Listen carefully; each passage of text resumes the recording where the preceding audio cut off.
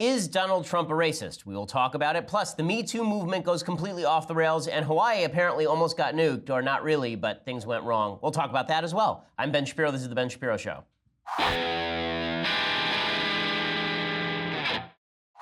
So, today is a day that America celebrates a great man's birthday. Mine. No, I'm just joking. It's Martin Luther King Day.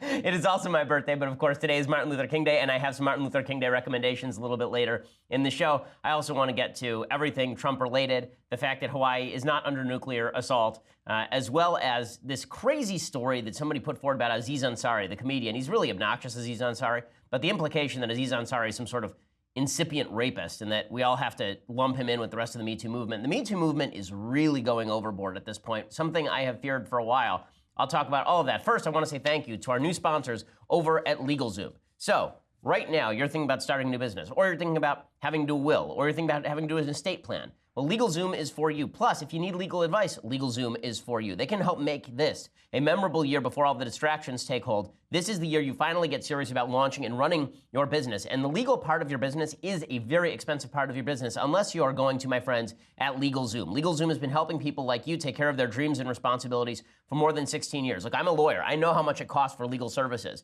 And LegalZoom is far less expensive, and it's just as good. They have all the forms that you need. They have people who are there giving advice to you when you get a subscription plan. They're not a law firm, but they have the resources to keep you on the right path, including advice from their network of independent attorneys, all at your fingertips. So whether you want to take your business to the next level or take control of your family's future with that estate plan, LegalZoom plugs right into your life so you can take care of the things that matter most. Again, as a lawyer, I've used LegalZoom myself. It's that good. Get off to a strong start, LegalZoom.com today, LegalZoom.com, and you get special savings when you enter Ben in the promo box at checkout. So use that promo code Ben. You will get some special deals, some discounts on their services. Plus, when you go to LegalZoom.com and use promo code Ben, that lets them know that we sent you as well. Again, LegalZoom, where life meets legal. And again, your business is going to cost a lot of money if you go to lawyers who charge $500 an hour. That is not the deal at LegalZoom, and it's just as good in most cases. So go to LegalZoom.com today, and again, use that special promo code Ben at checkout and get a discount as well. Alrighty, so over the weekend, the media have decided that President Trump's a racist. Now, that's no different from any other weekend. Every weekend, the media decide that President Trump is a racist. Now, some weekends, they have more material than others to call President Trump a racist. Now, let me start with this. I want to start by talking about what makes someone a racist. What makes someone a racist? So I think there are a few different ways to look at this. One is a person whose entire worldview is inherently racist. So this would be like the Richard Spencer group of people, people who think that black people are innately inferior, more prone to criminality, have lower IQs, but not not in terms of it's not racist to suggest that black folks on average may have lower IQs because racial groups differentiate, but that is a natural thing, and that has behavioral consequences that cannot be cured by culture, right? You run into some really dicey territory there. But the idea that you believe that black people are innately inferior, they're morally inferior, they are inferior by dint of their skin color and their genetics, right? That is racist. Okay, that's what racism is. So Richard Spencer is one type of racism. Then there are people who say racist things. Right? You say a racist thing. So when President Trump, for example, said that he didn't condemn the KKK and didn't know who they were, that was a racist thing in my view. I talked about it at the time. People say racist. Al Sharpton, when he says things about Jews that are racist or anti-Semitic, those are anti-Semitic things to say. When people do racist things, when people discriminate against black people in their businesses or discriminate against black people in their housing, right? These are racist things. But I think that what the media are trying to do right now is use the term racist and label people racist. So not actions, not activities. I'm always hesitant to label anyone overtly racist. Say that the person themselves is completely racist unless we are suggesting that their entire worldview is dominated by racism.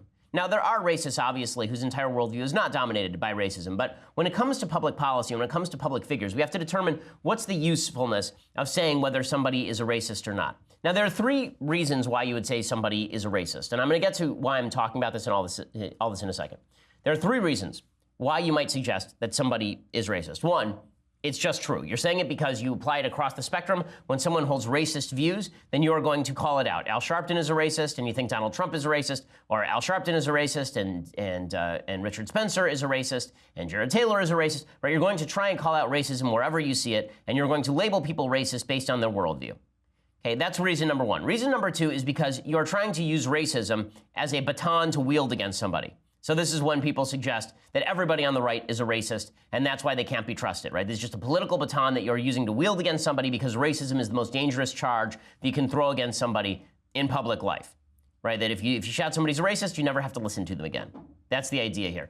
Okay, and then there's reason number 3. Once you label somebody a racist, overall, once you say that Donald Trump, for example, is a racist, which is what the media have been saying over the weekend, once you say Donald Trump is racist, then what you are doing is allowing yourself the ability to avoid evaluating individual instances of racism. Right? It allows you the ability to avoid saying whether he just did something racist or whether maybe there is another reason. So, for example, if you think Donald Trump is a racist, now every time you talk about his immigration policy, you don't actually have to evaluate whether the immigration policy is bad or good, whether it is being driven by racial considerations, or whether it is just an immigration policy that makes sense for a variety of other reasons. Once you call somebody a racist, it allows you the ability to avoid saying what you think is good or bad about a policy, right? It allows you to paint with a broad brush. So this brings us to Trump's statements last week. As we talked about at length on Friday, President Trump is now accused by a bunch of Democrats and at least one Republican, Lindsey Graham, of saying that people from bleep hole countries should not come to the United States. Now, there are 2 ways to read that comment, as I talked about on Friday. Way 1 to read it is the racist way. You're from Haiti, therefore you don't belong here because Haitians cannot assimilate and Haitians are stupid and bad and dirty and have AIDS, right? That's sort of the racist way of reading what Trump said, and that links in with some accusations. The AIDS comment particularly links into an accusation made about Trump in the New York Times back in June in which Trump supposedly said that all Haitians have AIDS. Okay, that was disputed by the White House. They denied that comment entirely, and you don't know what to believe because it was anonymously sourced. Okay, that is way 1 of reading it, that Trump was saying, I don't want more black people here, I don't want more Haitians here, I don't want more people from Ghana here. Get them out. They're the wrong color, they're the wrong race, they're the wrong ethnicity, therefore they should leave. Right? That's way 1 of reading this. And people reading Trump's comments in light of what he said about Mexican judges, for example, they will say, obviously this is an instance of racism because the president is a racist. Okay, then there's way 2 of reading the comments, which is Trump was specifically talking about the diversity visa lottery, where we determine by country who to let in. And he was saying, why do we need more people from Ghana as opposed to more people from Great Britain? Why do we need more people from Russia as opposed to more people from Great Britain? If you're going to make differentiations among countries, then we have to have a hierarchy of countries that we give priority to. Why would we have less people from South Korea when we could have more people from South Korea and fewer people from Haiti? Right, that's way 2 of reading it. And that one is not really racist. It's not really even bigoted. That way is trying to force people into thinking about which countries are most likely to provide citizens who are most likely to assimilate to American values. Right, that's way 2 of reading it. Now, how you read that comment is basically a Rorschach test on what you think of Trump. But what's happened is that the media have been so determined, bound and determined, to hit Trump with the racist charge and read his comments in light of this background that he's a racist, that this prevents them from actually having to make an argument about the diversity visa lottery or about policy. I think there's some ulterior motives going on in any case. So let's go through this. First, let's point out a bunch of Republicans denied that Trump said it. Now, Republicans denying that Trump said it have been pretty weak on this stuff. So Sonny Perdue, who is a senator, or sorry, David Perdue, not Sonny Perdue, David Perdue, who is the senator from Georgia. He was in the room when Trump apparently said this stuff, and he denies that Trump ever said this stuff. What he is really saying, and what the Republicans are saying, is that Trump didn't say that these people come from bleep hole countries. He said they come from bleep house countries, which makes no difference whatsoever. So if that's the peg you're going to hang your hat on, forget about it. Here is David Perdue denying that Trump ever said this stuff. Those comments have been confirmed by multiple sources. You're saying it didn't happen? Multiple sources. There were 6 of us in the room. I haven't heard any of those 6 sources other than Senator Durbin talk about what was said. Look, well, this Senator was a Graham told Senator Scott that the reports were basically accurate. Well, you don't have to deal with him. But basically is an operative word. The trouble here is that Senator Durbin came and brought a proposal. And let's put this in perspective. But I want to get to the proposal. But you're saying flat out, definitively, the president did not say those words. I'm saying that this is a gross misrepresentation. It's not the first time Senator Durbin has done it, and it is not productive to solving the problem. Okay, so there's denial happening from Perdue. Tom Cotton also was asked about this. He also denied that Trump said this, and then he was grilled whether Dick Durbin, the senator from Illinois, was lying about it. Here's what Cotton had to say. What Senator Durbin and Senator Graham propose is to expand our country of origin and quota-based system The president reacted strongly against that, as he should, and I do as well, because we want to get away from a country of origin system that treats people as Nigerians or Norwegians and treats them as individuals, as doctors and scientists and computer programmers and so forth. I understand your sentiment. You're quite clear on that. But the president's sentiment, you're saying in all of these meetings, there was never an instance in which he did what you're saying, well, John, where he grouped people John, in that fashion. in his tweets, in his interviews, in his public statements, just Tuesday, when we had the large meeting in the cabinet room, he repeatedly insists that we need to move to a skills-based system. But you were in the room where it happens. So you're saying in that room, you didn't hear any of this sort of lumping everybody together. Is that what you're saying? I did not hear derogatory comments about individuals or persons. Okay, so he's basically not denying the account. He's accounting for it the way that I account for it, right? He's trying to explain away what Trump said using this explanation. I don't find it completely implausible. Now, in a second, I'm going to explain what the New York Times is saying about this, right? What the New York Times are trying to do is create this backdrop where Trump is a racist, so we don't even have to evaluate whether the statement itself was racist. We don't have to evaluate whether Trump was saying something terrible. We can just call him a racist overall. I'll get to that in just 1 second. First, I want to say thank you to our sponsors over at Wink. So, right now, you're sitting at home and you're thinking to yourself, I could use a bottle of wine because, let's face it, the holidays are over, we're getting back into the work year, and you want to relax with a nice bottle of wine, or you have to go over to somebody's house tonight and you want to bring a bottle of wine, but you don't know anything about wine. I mean, you're more likely to go down to the local liquor store and just pick up a bottle of Manischewitz and bring it there, and it tastes like cough syrup. Instead, what you ought to be doing is going over to Wink. It's W-I-N-C. Wink makes it easy to discover great wine. Wink's wine experts select wines matched to your taste, personalized for you, shipped right to your door, and starting just $13 a bottle. They'll send you a personalized gift card and let your recipient choose their wine as well. Okay, here's how it works. You go over to wink.com, and then you check out their palate profile quiz. They ask a bunch of simple questions, they profile you, and then finally, they'll ask you things like, how do you take your coffee? How do you feel about blueberries? And then, determining kind of what you like to drink, what you like to eat, they send wines curated to your taste. And every month there are new delicious wines like the insanely popular Summer Water Rosé. People around the office are consistently drunk from Wink, and that is why the quality of the show has declined so markedly in recent weeks. But if you check it out, trywink.com/Ben, TRYWINC.com/Ben. You get $20 off your first shipment. That's trywink.com, TRYWINC.com/Ben for $20 off. Again, trywink.com/Ben.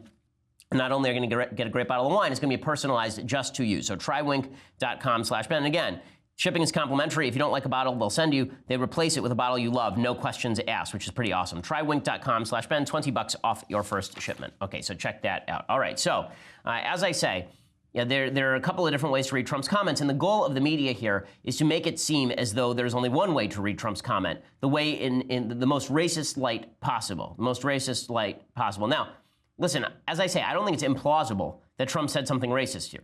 I don't, right? Mia Love, I think, had a solid take on this. The representative whose parents are from Haiti, she was speaking on State of the Union with Tapper on CNN, and here's what she had to say, Republican from Utah. What do you say to the Haitian American who comes to you and says, Congresswoman, I think the president's racist? Well, here's what I say. My parents have always taught me not to be a victim. My parents have taught me that no matter what somebody else feels, that's their problem, not mine. That I'm not the one that's flawed when somebody feels some way about me because of the way I look or my gender or whatever that is. Were the comments racist, do you think? Well, I think they were, yes. I think that they were unfortunate. I don't know if they were taken. I wasn't in the room. I know the comments were made. I don't know which context they were made. I'm looking forward to finding out what happened, but more importantly, I'm looking forward to... Okay, so the reason that she hesitates before she says yes is because, again, there are two plausible reads. It's not just because Republicans are trying to avoid the implication that the President of the United States is a racist. It's also because there are actually ways of reading that statement that are not racist, but... what the New York Times is trying to do is now create a narrative whereby Trump is racist, so everything that he says must now be seen in that light. Now, do I think that President Trump's entire ideology is dominated by a belief about the differences between races? I don't believe that. I don't see that in President Trump. I think that President Trump says dunderheaded things. I think he's like a 1960s-style Archie Bunker type who has a root level of disdain for people, for groups, but then as individuals, he overcomes that. That's my general take on him. Maybe I'm wrong, but that's my psychological read. I don't like doing psychological reads on people typically, because again, it prevents you from actually doing a read on particular instances of what the people are saying. So here's why I keep citing the New York Times. So today, the New York Times has a long piece by David Leonhardt, who is one of the assistant op-ed editors over at the New York Times, called Donald Trump's Racism, the Definitive List. Okay, this follows hard on a piece from Charles Blow called Just Say It, Trump, by Leonhardt called Just Say It, Trump is a Racist. In that piece, Leonhardt a couple days ago wrote, is it possible to defend some of his racially charged statements by pointing out that something other than race might explain them? Sure. Is it possible that he doesn't think of himself as a racist who views white people as superior to non-white people? Yes. But the definition of a racist, the textbook definition, as Paul Ryan might say, is someone who treats some people better than others because of their race. Okay, but the because of their race is the entire question. Is he treating people differently because of their race or because of some other factor? And this is the laziness of the New York Times and the laziness of the left. By calling Trump a racist, the idea is that now they don't actually have to evaluate any of these instances on an individual level. And here is the evidence. So if you actually look at the list that is put together by Leonhardt and a guy named Ian Philbrick, here's their list of Trump's definitive racism. It includes things that are obviously racist or racially tinged, right? Stating that a judge of Mexican descent would be unable to adjudicate his Trump University fraud case because of his ethnicity. And I talked about that at the time. I said it was racist. Trump refusing to condemn the KKK on live TV. I talked about that at the time. I said I thought it was racist. Trump saying there were good people marching in anti-Semitic racist torchlight parade in Charlottesville. I thought that was a problem, right? I said this at the time, but here's the problem. The list also includes a bunch of stuff that is not racist, right? It includes a bunch of stuff that at best is questionable, right? There are a bunch of statements that have been repeated by third parties, but not by Trump himself and not in public, right? There was a guy who accused Trump of saying at one point that laziness was a trait in blacks. There was that New York Times report a couple of weeks ago saying that Trump had said all Haitians have AIDS. None of these are confirmed. So you can't take those at the same value that you take his public statements or the stuff that's been reliably reported. But here's the biggest problem. Leonhardt and the New York Times then name a bunch of instances they call racist where there's no evidence at all that racism is the motivating factor. So you remember during the campaign, Trump at one point pointed out a black guy in the audience and he said, there's my African American over there. Is that racism? Is that really racism? I don't think so. I think it's Trump being an idiot. Like, does that sound like a guy, like, is that a guy who's saying blacks are inferior, therefore there's my African American? Or does it sound like I'm so proud that some African Americans support me and there's the black guy who supports me in the crowd? Right, so it's stupid, but it's obviously not racist. In fact, it's the opposite. It's Trump saying, I'm proud I have black support. They cite as evidence of Trump's racism, Trump calling Elizabeth Warren Pocahontas. Okay, that's not racist. Elizabeth Warren was the one who appropriated Native American heritage in order to get a job at Harvard Law School, apparently. And Trump calling her Pocahontas is a way of mocking her, not mocking Native Americans. They say that Trump's support for Roy Moore was obviously racist. Are you kidding? Are you kidding? Trump supported Roy Moore because that was the only candidate left in the race, and because Trump was suckered by Steve Bannon into supporting Roy Moore. They say Trump supported Joe Arpaio, and that's because Trump is a racist. Okay, Trump pardoned Joe Arpaio not because Trump's a racist, but because Trump is hardcore on immigration, and Joe Arpaio was perceived as an immigration hawk. Maybe make the argument it's racist, but that is dubious at best. I mean, I'm not sure how you make that argument exactly. And then they name instances where Trump was, those are the ones that are even questionable. Here are the ones where he's obviously not being racist. Right, Trump, they say that Trump complains about the growing threat of radical Islamic terrorism abroad. How in the world is that racist? First of all, Islam is not a religion. What the hell are they talking about? Or Trump criticizing crime rates in inner city communities. The whole point of him talking about that is to reduce the crime rates in the inner city communities. That is literally the entire point of him talking about that. But they lump that in with Trump's a racist. Trump calling Obama lazy. Okay, they're saying that's because he was racist against Obama. Or is it because Trump calls everybody lazy and he's a jerk? And is it also because Obama used to go golfing a lot? I mean, it's just silly.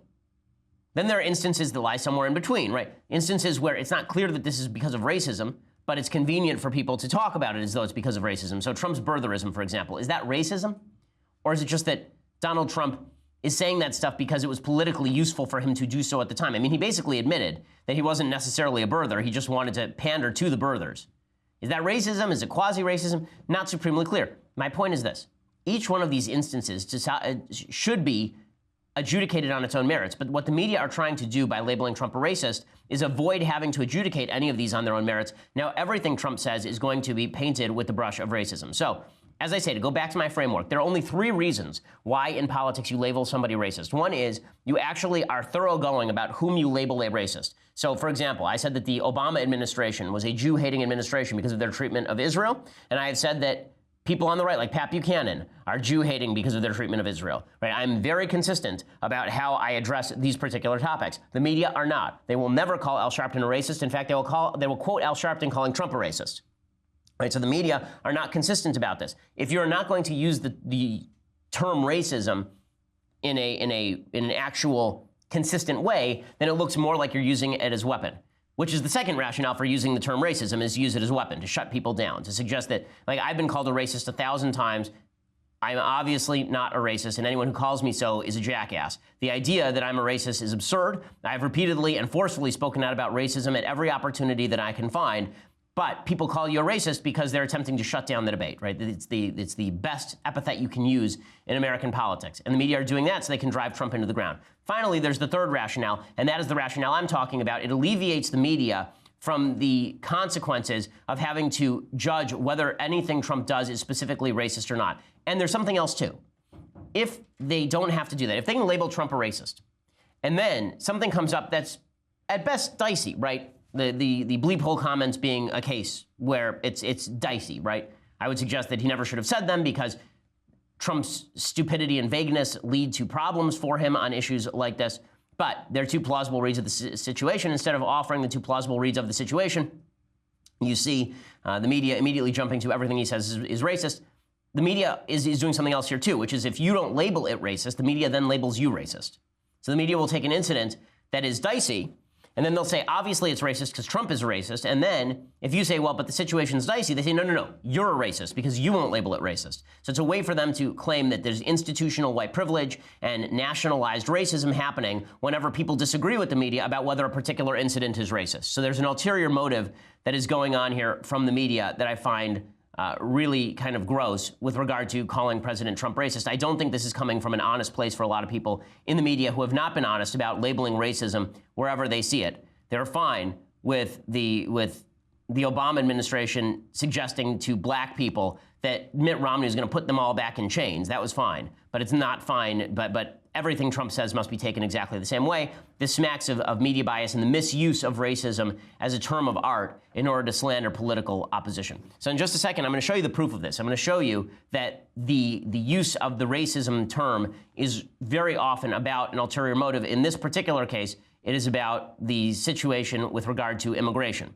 So let's jump in there. So here is the latest. So all of this was happening in the context of a negotiation over DACA, over the Deferred Action for Childhood Arrivals program, right? All of this is happening in that context. Trump is trying to make a deal, and the deal is going to be that Trump is suggesting that he wants border security, the building of a wall, E-Verify, all of these goodies in return for allowing the Dreamers to stay, basically. That's the deal. And the Democrats are trying to sink the deal. The Democrats don't want a deal. The Democrats showed up to this meeting with Trump because they wanted to look like they want a deal. They don't actually want a deal. What they want is a clean DACA bill, which they made pretty clear during the meeting. And now they have an excuse to have a clean DACA bill because they're going to go to Trump. They're going to say, you're a racist. Any policy that you prescribe is obviously motivated by racial animus. Therefore, no. Therefore, no. And that's where they are going with this. And Rand Paul hits this pretty much on the head. He says, listen, you can't have an immigration compromise if everybody is busy calling Trump a racist. But what I regret is I do want to see an immigration compromise, right. And you can't have an immigration compromise if everybody's out there calling the president a racist. They're actually destroying the setting, and he was a little bit of it, but both sides now are destroying the setting in which anything meaningful can happen on immigration. And I think that is 100% true. I think it's being done on purpose as well. I think that Democrats who are jumping on these, remember, these comments were made in private. Who leaked them to the media? Dick Durbin, right? It was Dick Durbin, it was the Democrat. Okay, these were not comments that were made in public. Trump did not say these things for public consumption. That doesn't alleviate the responsibility that he never should have said them, but it does show that the Democrats were leaking this information specifically to sink the DACA talks. That was one of the things that they were doing.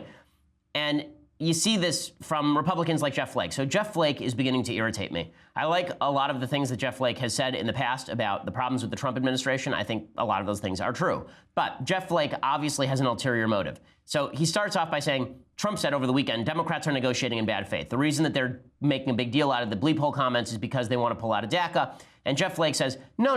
The Democrats are negotiating in good faith. They really are. They're in good faith. I mean, don't you see? Those who benefit from this DACA bill will not be able to use chain migration to become citizens. We just don't do it for everybody like the president wants to do. If we want a comprehensive bill, I'm all in. But we can't do a comprehensive bill which will take months and months to negotiate before the March 5th deadline. And one thing I do take big issue with the president on is he is saying that the Democrats aren't moving forward in good faith. I can tell you I've been negotiating and working with the Democrats on immigration for 17 years, and on this issue, on DACA or on the DREAM Act for a number of years, and the Democrats are negotiating in good faith. So Flake says the Democrats are negotiating in good faith, but Flake is not honest, right? Flake is not negotiating in good faith. Flake is supposed to give a speech on the floor of the Senate today in which he terms Trump's language on the media Stalin-esque. I'm not kidding about this. He's actually going to use the term Stalin-esque to describe Trump's treatment of the media. No one in the media has been arrested. No one in the media has been shut down. Nobody in the media has been silenced. Nobody in the media is really having a problem under the Trump administration. Everybody's ratings are up, and access is better than it was under the Obama administration. Plus, this is a supremely leaky Trump administration. But here is Flake suggesting that Trump is just like Stalin or something. But we're supposed to believe that he has no ulterior motive in going after Trump? Well, I'm saying that he borrowed that phrase. It was popularized by Joseph Stalin, used by Mao as well. Enemy of the people. It should be noted that Nikita Khrushchev, who followed Stalin, forbade its use, saying that was too loaded, that it maligned a whole group or class of people, and it shouldn't be done. I don't think that we should be using a phrase that's been rejected as too loaded by a Soviet dictator. Listen, I didn't like the phrase when Trump used it either, but to suggest that Trump is somehow in line with Mao and Stalin is just insane. These people were responsible for tens of millions of deaths. It's just crazy. But what is Flake's ulterior motive? Here's Flake's ulterior motive. He's asked whether he wants to run for president in 2020. You say you should oppose him when you think he's wrong. Do you think that there is a moral obligation or duty for someone else in your party to challenge him for the nomination in 2020? I don't want to put it that way, but I think he will have a challenge. Is it going to come from you? He'll certainly have a challenge as somebody as an independent, but I think he'll likely have a challenge in the Republican Party as well. I'm not the only one, not the only Republican who is saying, you know, I'm not sure this is my party. Okay, so he's basically saying, maybe I'll run. Okay, so that's the ulterior motive right there. So this is why I say when people start throwing around the racism charge, you have to determine whether they're doing it because this is just their honest assessment of the situation or whether there is another goal that is being pursued here. Dick Durbin, another example. Okay, Dick Durbin, again, is the guy who leaked the bleep hole comments in the first place. Again, this is not to absolve Trump of responsibility for saying something intensely stupid in front of Democrats and maybe quasi-racist, depending on your interpretation. But when Dick Durbin suggests that he is somehow brokering in good faith, that's absurd. I mean, he actually said over the weekend that the term chain migration is offensive to people whose ancestors came over in chain. Okay, the term chain migration, just to briefly explain, the term chain migration means that I come and then, like a chain, I pull in all of my relatives to come into the United States. It has nothing to do with physical shackles used upon slaves. That's absurd. But here's Dick Durbin, a guy who once compared American soldiers to Pol Pot and the Nazis on the floor of the Senate, suggesting that Trump shouldn't use terms like chain migration because it's offensive to black people. To the issue of, quote, chain migration, I said to the president, do you realize how painful that term is to so many people? Come on. African Americans believe that they migrated to America in chains. And when you speak about chain migration, it hurts them personally. And he said, oh, that's a good line. I mean, come on. Come on. Dick Durbin wants to sink these talks. That's the whole purpose of sending him. Trump should have known that. Trump should have been wary when he was in the room with him. It's dumb of Trump. But again, I think that when you're in political situations, it is imperative that you be a little more cynical than just suggesting that everybody is operating in the best of faith and that everyone was so deeply offended that Trump said something. Okay, let's be real about this. They all know who Trump is. Everybody knows who Trump is at this point. And the idea that everyone is sitting around being deeply offended at Trump, not using that offense as sort of a faux outrage in order to sink DACA talks is silly. Obviously, one thing has very much to do with another here. And again, none of this is to deny that Trump has done or said racist things in the past. I don't think that's deniable, frankly. But I think the idea that Trump is overall a racist, as I get older, I'm more and more hesitant. I think when I was younger, it's easier to just label people as a whole. Somebody's a hero, somebody's a villain, that's a good person, that's a bad person. The reality is that as you get older, you tend to try and determine on a one-by-one basis, calling balls and strikes. There's a person who's trustworthy, somebody who you trust. There might be a person that dictates your action. You know, your action toward them is dictated by your view of their character. This person doesn't have character. But I think that can only be used as a backdrop. It can't be used as the dispositive statement about every one of their actions. You may believe, in other words, that Trump is a racist, but it's still incumbent on you to analyze every one of his actions and determine whether that is a racist action or statement, and not just jump to the conclusion based on your perception of his worldview that you don't have full evidence for, is I think where I would go with that, and I think it's true in everyday life as well. Okay, so in just a second, I want to talk about the Me2 movement and where it has gone wildly wrong, because it has now.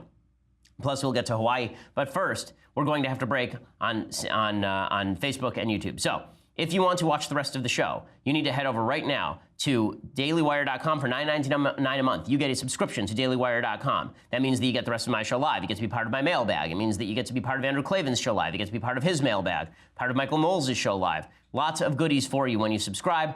Plus, we're going to have discounts at the Shapiro store and all the rest. Also, time to get those wheels turning and the keyboards humming, because tomorrow, January 16th, 5 p.m. Eastern, 2 p.m. Pacific, we're doing our 5th episode of The Conversation featuring Andrew Klavan, moderated by Elisha Krauss. Subscribe today. Be part of the conversation. Ask Drew live questions. He will answer for everyone to hear. Drew's conversation will stream live on the Daily Wire Facebook page and the Daily Wire YouTube channel. It'll be free for everyone to watch, but only subscribers can ask the questions. To ask questions as a subscriber, log into our website over at dailywire.com. Head over to the conversation page to watch the live stream. After that, just start typing into the Daily Wire chat box, and Drew will answer questions as they come in for an entire hour. Again, subscribe to get your questions answered by Andrew Klavan on Tuesday, January 16th at 5 p.m. Eastern, 2 p.m. Pacific, and join the conversation.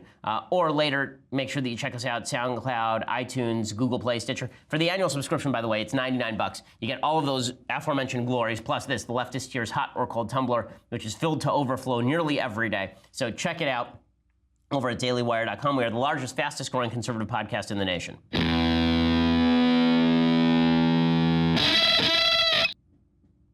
So it looks like the Me Too movement is now devolving and that it has gone wildly wrong. As evidence for this, there is a piece in a magazine called Babe. I'd never heard of it before. And it was written by a woman named Katie Way.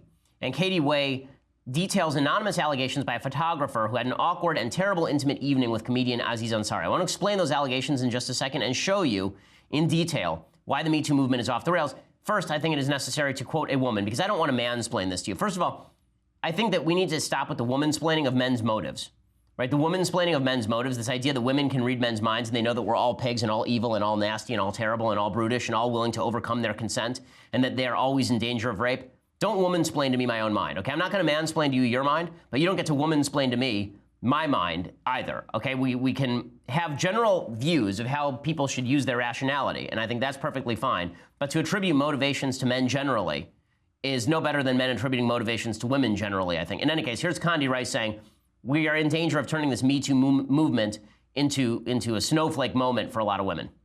I think that the movement to expose these circumstances is a good thing. Let's clear the air about it. I do think we have to be a little bit careful. Let's not turn women into snowflakes. Let's not infantilize women. And what I really don't want to happen is I don't want it to get to a place that men start to think, well, maybe it's just better not to have women around. Well, and unfortunately, that's the way that it is going, because if every activity by a man can be perceived as sexual assault or sexual harassment, men will stop hiring women.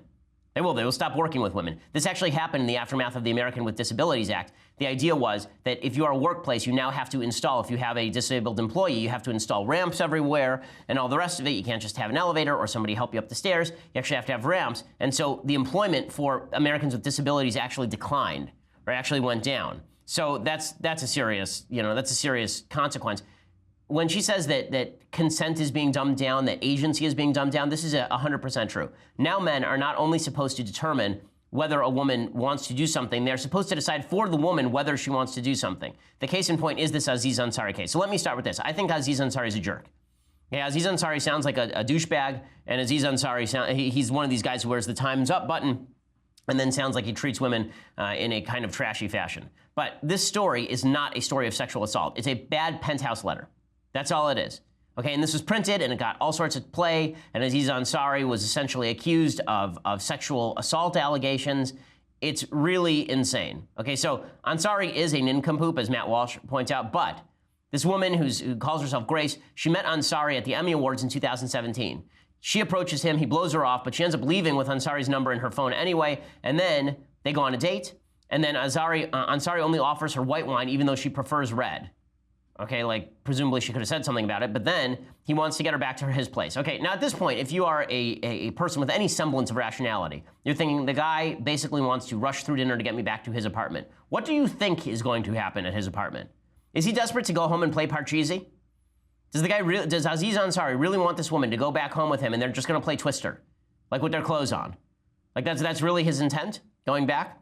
Of course not. The woman knows going back that probably some sexual interplay is going to happen there. So the two start going at it. As Matt Walsh points out, as soon as they arrive in their apartment, they take their clothes off. They perform various acts of sex. Here's the actual story, right? So she says he resumed kissing her. Okay, so first of all, they get undressed. Ansari says that he wants to grab a prophylactic, and the woman objects, saying, whoa, let's relax for a second, let's chill. And then she continues. She says he then resumed kissing her, briefly performed certain sex acts upon her, and asked her to do the same thing to him, which she did, but not for long. Quote, it was really quick. Everything was pretty much touched and done within 10 minutes of hooking up, except for actual sex. At no point in here did she ever say, no, I'm uncomfortable with this, let's stop. And when she did, guess what? He stopped. Now, she accuses Ansari of pulling her hand toward his genitals several times, but she never got up to leave. And every time she said no, or evidence that she didn't want to do something, he stopped. So he was persistent, but he was not physically moving her. He was not physically forcing her. When she said no, he didn't stop her. When she pulled away, he didn't stop her. But here's what she says. Throughout the course of her short time in the apartment, she says she had verbal and nonverbal cues to indicate how uncomfortable and distressed she was. Well, you could have quoted it. Did she ever say, I don't want to do this? In fact, one time she does say, I don't want to do this, and that's have full-on penetrative sex. She says, I don't want to do this, and guess what? They don't, right? The woman says, I know I was physically giving off cues I wasn't interested. Okay, this idea that you know you were physically giving off cues, unless you were actively pushing him away, the idea that you were physically giving off cues that you're not interested, men aren't good with these cues. Okay, men are not good with these physical cues. You may have thought that you were sitting there saying, no, I'm not interested. But if you are not, really, to expect him to read your nonverbal cues is insane. People are bad at reading each other's cues generally. But this is particularly true when hormones are running high and you're in a room naked with each other. Right? It turns out that's a pretty big nonverbal cue to a dude that you might want to have sex. Right? If you're in a room naked with a guy, making out with him and performing certain sex acts with one another, we could call that a nonverbal cue that you might be into things.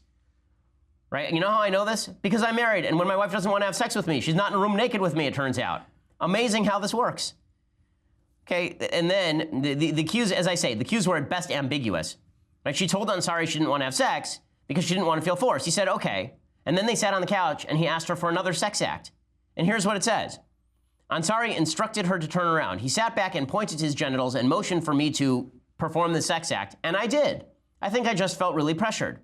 It was literally the most unexpected thing I thought would happen at that moment because I told him I was uncomfortable. Wasn't the most unexpected thing you thought was going to happen at that moment? Like more expected like a dragon popping through the window and blowing flame at you? Was it the most unexpected thing that you were in the middle of a sexual evening and he asked you to perform a sex act that you had already performed earlier in the evening and then you did it? Was it the most unexpected thing? Like really, was it shocking to you?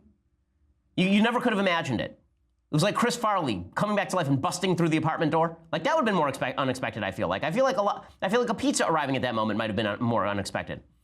I feel like the new episode of Game of Thrones dropping might have been more, like there are a few things in life that might have been a little more unexpected than you in the middle of having a bunch of sex acts with a guy, him asking you to perform something, then you doing it. Also, which part of the nonverbal cue was it when you started actually performing the sex act? Again, the woman can feel however she wants. I'm sure she felt used. I'm sure she felt awkward because she shouldn't have been there in the first place. Okay, she can make that choice, but then she doesn't get to say the next day, by the way, he should have figured out that I felt awkward. He asked you to do something and you did it. I don't know how he's supposed to read your mind. Again, it doesn't make Aziz Ansari any less of a jerk. It doesn't mean he's not gross. It doesn't mean that you ought to feel like that you have no right to feel how you want to feel. You can feel however you want to feel, but what we are arguing about now is whether there was an objective measure by which Aziz Ansari, he disobeyed your consent. That there is some objective measure by which we could lock Aziz Ansari up or ruin his career over this. And the answer I'm finding is no. Okay, this is a bad penthouse diary entry. Nothing in the piece suggests Ansari took advantage of the woman. She acquiesced to performing oral sex not once but twice. No physical force was alleged at any time. Okay, and then she says, well, you know, I texted him afterward. She said, I texted him afterward. Okay, she says that, and she did. She texted him. He texted her and said, thanks, it was nice to meet you last night, which, by the way, shows there is something wildly wrong with our sexual culture. Right? You literally met, and then you had this evening, and then you text, it was nice to meet you. We've totally reversed the polarity and the order of when you're supposed to have sex in American society. The way I grew up was, you get to know a woman, you get to love a woman, you marry a woman, you commit to a woman, and then you have sex with the woman. And we've completely reversed all of those things. Right now it's, we'll have sex and maybe it was fun, maybe it wasn't, and I'll text you the next day, maybe. And then you're surprised that men aren't picking up the cues. Men are stupid, particularly with regard to sex. Men are morons. Okay, this is, I'm fully unaware as to when culture, I don't understand when culture decided that men were brilliant with regard to their penises. Like this has never been true in the history of humanity. Like going all the way back to Adam and Eve. Like men are not smart with regard to this stuff. But now men are supposed to be Karnak the Magnificent. And they're supposed to be able to mind read. I mean, really, this is the end of Me Too. If you want a Me Too movement that means something, you actually have to restrict bad activity to activity that has some sort of standard. And there are people who are tweeting out, well, you know, there are various levels of consent. Right? I actually agree that there are various levels of consent, which is why committed relationships are useful and why you shouldn't have sex with men you don't know. Because when you know people, then you are more likely to take into account the various levels of consent. Okay, there are times when women are reluctant to have sex and they're more reluctant, and what a man will do if he loves the woman and they have a committed relationship will say, okay, she's more reluctant. She'll do it if I push her a little bit, and it won't be like I'm raping her, but she's more reluctant, and maybe I'll just let it go this time. Right? But the guy is, like, in this situation, she's there for sex, he's there for sex, they just met, he brought her back to his apartment. You think that Aziz Ansari really cares for this girl? Obviously not. But then she's using his texts against her, right? So she texts that, I think the actual text said something like, I'm trying to find the actual text, here it is. She said, she texted a friend, she had to say no a lot, he wanted sex. Okay, and then she said no a lot, and then he didn't have sex with her. Also, had to say no a lot used to be the standard definition of male-female relationships. Guess what? Women say no a lot to men, and good men respect the no. Okay, later she texted Ansari, last night might have been fun for you, but it wasn't for me. You ignored clear nonverbal cues. Again, nonverbal cues. Maybe he didn't ignore them. Maybe he was just being persistent because sometimes nonverbal cues are ambiguous. Like, again, being naked and performing sex acts with one another.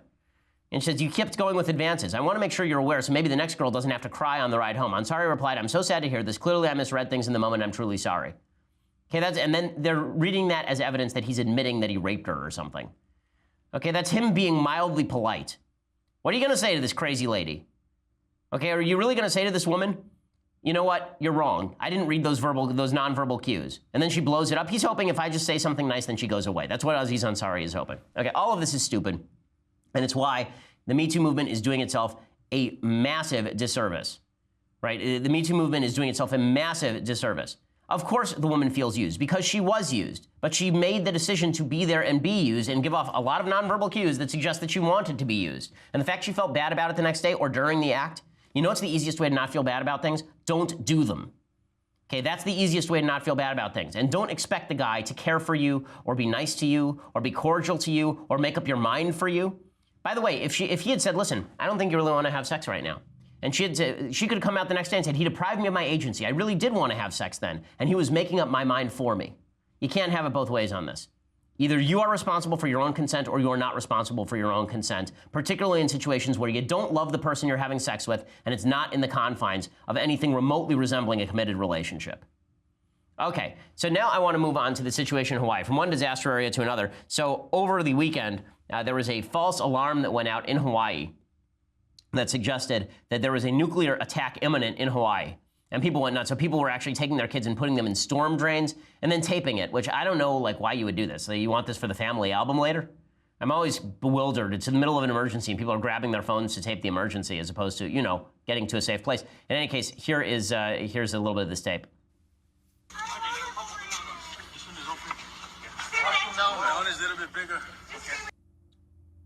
Okay, so they're putting the kid in the storm drain, which is just great. And then Jim Carrey, of course, blamed Trump, which makes perfect sense because it's somehow Trump's fault that some idiot in Hawaii on the state level hit the button that said that there is a nuclear attack imminent.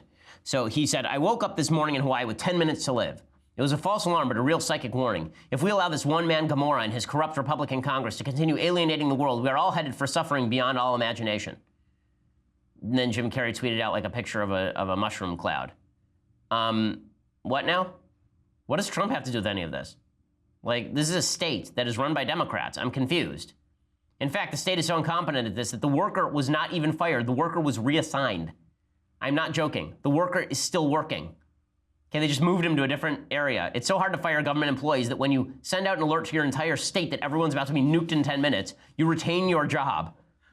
Okay, the government may be too big and too bad at everything that it does. So, no, this is not Trump's fault. Okay, I know you want to blame Trump for everything, but no, this one is actually not Trump's fault, and that's really, really, really, really, really stupid. Okay, so time for some things I like and then some things that I hate, and we will do a Federalist paper. So, things I like.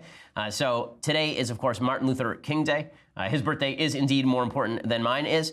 One of the things that's totally insane is the way people are covering Martin Luther King Day. So instead of just looking at the stuff that we actually pay tribute to, they decided to look at his entire life. There are lots of, this is what I was saying about great men or important people or heroes or villains. Everybody has stuff that they've done that is not why we pay tribute to them. So Winston Churchill had some pretty nasty racial things to say during the course of his life. The reason we pay tribute to Winston Churchill is because of his strength in the face of the Nazis and in the face of the communists. Martin Luther King, we pay tribute to his strength in the face of racial discrimination. We don't care that much about his economic policy. CNN is trying to make it that we care about his economic policy. That's just silly. Okay, this is the same thing the left tries to do with George Washington, where George Washington is honored because he's the father of the country, not because he held slaves, but they say, well, it's really his slave owners, it's his status as a slave owner that matters. No. Okay, in any case, if you want, kind of the basic take on Martin Luther King Jr. and why it's good and what you should read to your kid today, there's a great book called I Am Martin Luther King Jr. It's by Brad Meltzer. It's illustrated by Christopher Eliopoulos. I believe I've recommended at least one of these books in the series before. There's one about Jackie Robinson that's quite good. There's one about Albert Einstein that's very good. I think I recommended I Am George Washington, which is also a favorite of my daughter's. And the whole point of this book is it really does tell the basic story of Martin Luther King Jr., Sans assassination. It does tell the entire kind of basic story of why he's an important figure in American history. My daughter loves this book. It's really kind of beautifully written, and it's well drawn, and it's fun to read. So check that out. That's a good way to educate your kid about Martin Luther King Jr. And Martin Luther King Jr. Day today. Okay, other things that I like. So I have to show you the final play of the Vikings-Saints game. If you didn't see this and you're not a football fan, this will make you into a football fan. So the Saints were leading 24-23, and you're about to watch the worst missed tackle in the history of the NFL right here, and it leads to the Vikings winning the game on a miracle play. The ball on the boundary. Keenum steps into it. Pass is caught. Diggs! Sideline! Touchdown! Unbelievable! Vikings win it! Okay, so that's an insane play. That guy, that missed tackle is just a career ender. I mean, if you can't see it, the fellow from the Saints, I don't know the defensive back's name, that is inexcusable. I mean, just basic missed tackle. Holy moly. How do you miss that tackle? That's insane. And then they run into each other, so it turns into a Benny Hill sequence. But great play.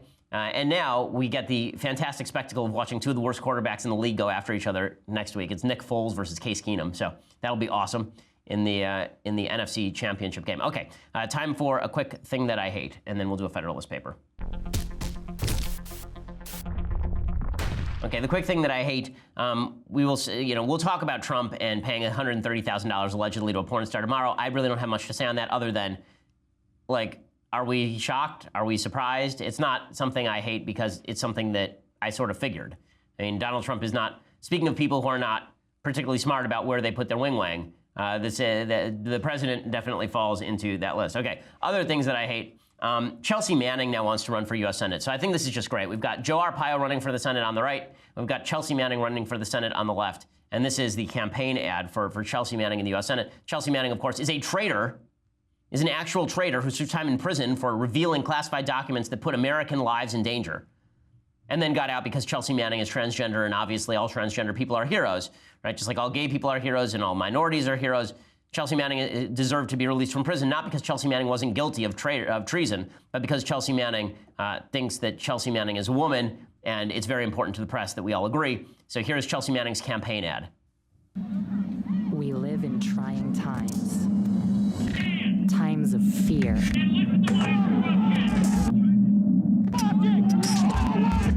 Of suppression. Did Anonymous cut this ad? Of hate. We don't need more or better leaders. We need someone willing to fight. We need to stop asking them to give us our rights. They won't support us. They won't compromise. We need to stop expecting that our systems will somehow fix themselves. We need to actually take the reins of power from them. We need to challenge them at every level. Holding a rose? What now? Fix this. We don't need them anymore. We can do better. What is this? Damn right, we got this. Okay, we got this is Chelsea Manning's hashtag, and Chelsea Manning uses emoji. Like, the actual ad has on it emojis and hashtags. Chelsea Manning has some serious problems, okay? Chelsea Manning, and I'm not even talking about the transgenderism right now. I'm talking about the serious problems Chelsea Manning has with being a traitor and then thinking that he is going to run for U.S. Senate, hashtag we got this, rainbow flag, emoji sunglasses. If that gets in the United States Senate, if Chelsea Manning is in the United States, that person is in the United States Senate, I mean, just whatever. I guess it wouldn't, let's be frank, it wouldn't decline the quality of the Senate that much, probably. I mean, ugh. Okay, time for a quick Federalist paper. So every week we do a Federalist paper. Here's a quick summary of Federalist 11. Federalist 11 is by Alexander Hamilton. This one has to do with trade negotiation. Hamilton making the case for the Constitution of the United States and the federal government. He says other countries want to divide us on trade in order to make us less powerful. That's basically why we should have one country so that we can negotiate with other countries on an equal level. He also says we need to build a powerful navy so that we can have a chance of being a powerful nation.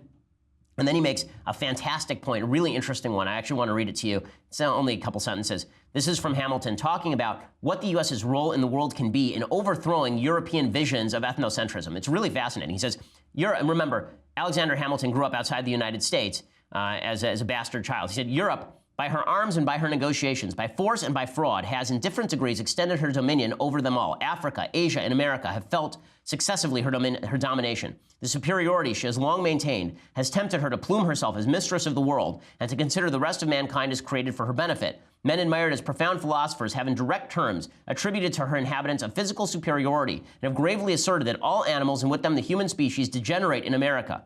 That even dogs cease to bark after having breathed a while in our atmosphere. Facts have too long supported these arrogant pretensions of the Europeans. It belongs to us to vindicate the honor of the human race and to teach that assuming brother moderation. Union will enable us to do so. Disunion will add another to the victim of his triumphs. Let Americans disdain to be the instruments of European greatness. So what he's saying now is, you want to prove that America is not filled with a lesser stock? Then become a successful country. He's basically saying that Europe has essentially seen itself as the leader because it has victimized other countries. Let's become a non-victim country, and then we'll demonstrate to everyone that Americans are not a lesser stock. And it's interesting, you can apply that same logic everywhere across the world. The best revenge against racism is dominance. The best revenge against ethnocentrism is success. The best revenge against the stupidity of people saying that you can't be a good immigrant if you're from Haiti is the Haitian success rate, right? That's the best revenge. And Alexander Hamilton talks about it explicitly in Federalist 11, which is quite fascinating and I think appropriate for Martin Luther King Day. Okay, so we will be back here tomorrow with all of the latest. I'm Ben Shapiro. This is The Ben Shapiro Show. The Ben Shapiro Show is produced by Mathis Glover, executive producer Jeremy Boring, senior producer Jonathan Hay. Our technical producer is Austin Stevens, edited by Alex Zingaro. Audio is mixed by Mike Cormina. Hair and makeup is by Jesua Olvera. The Ben Shapiro Show is a Daily Wire Forward Publishing production. Copyright Forward Publishing 2017.